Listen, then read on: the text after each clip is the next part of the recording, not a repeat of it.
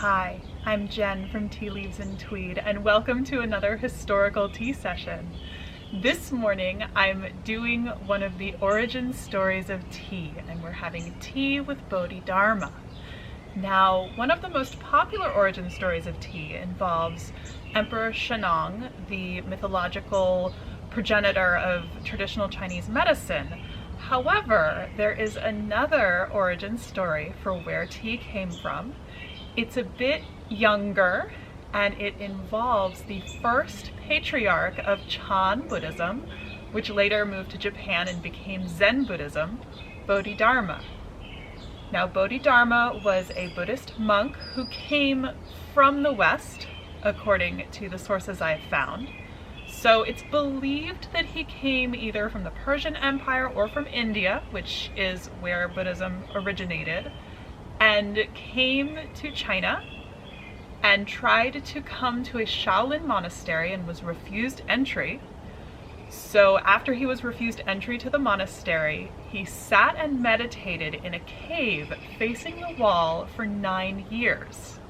Now, as you can imagine, this was not terribly stimulating, and at one point he dozed off. Furious with himself for dozing off and furious with his eyelids for betraying him, he cut off his eyelids and flung them to the floor of the cave.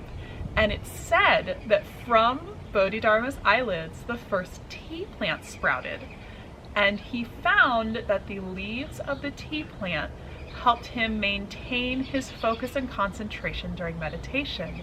And ever since then, tea has been used by Buddhist practitioners to help keep them awake during meditation. And so I thought I would have a little tea session inspired by Bodhidharma. So let's brew. So here I have my brewing setup basket. I have my flask of hot water. This is just water that I boiled in my kettle this morning. Actually, my husband boiled it to make coffee. We don't need any fancy water temperatures because this is a very simple bowl of tea. I have Bodhidharma to keep me company.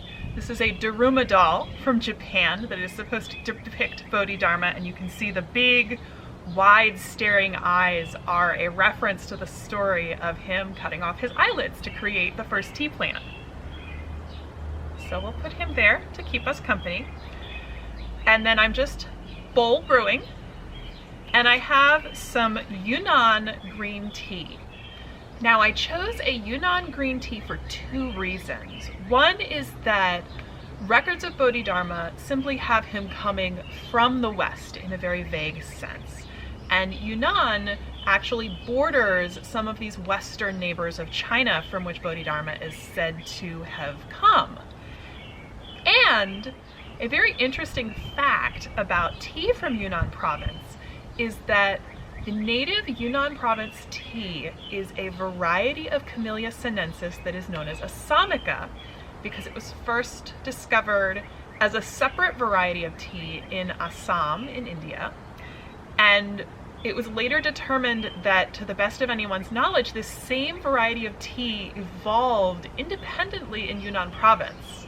So it's rather interesting that Bodhidharma, who was said to have come from the West, possibly from India, brought tea with him, or was the originator of tea, and traveled through Yunnan province, where a similar large-leafed Assamica variety of tea originated. So I'm using this Yunnan Assamica variety tea.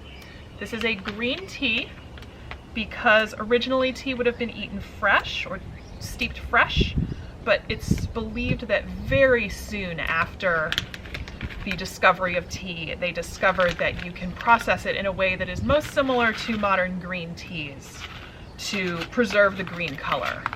So because I'm bowl brewing, I'm just gonna put a little pinch of tea leaves in my bowl, seal our tea up. We just have some tea in the bottom of our bowl. And we'll simply pour some water in.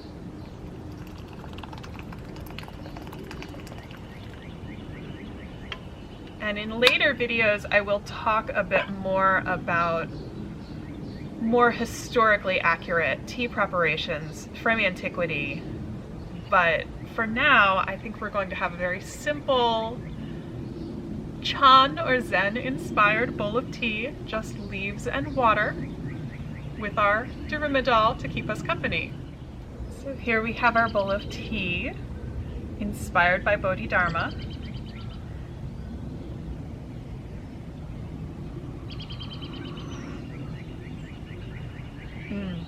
The bowl brewing method takes a little time to get started. It requires patience, because if you're going to have a bowl of tea that is not unpleasantly bitter, you need to use a bit less tea, and it takes a little bit of time to flavor the whole bowl of tea. So I suppose you could make your tea before your morning meditation, and it would be cooled off and steeped more or less to perfection by the time you finished.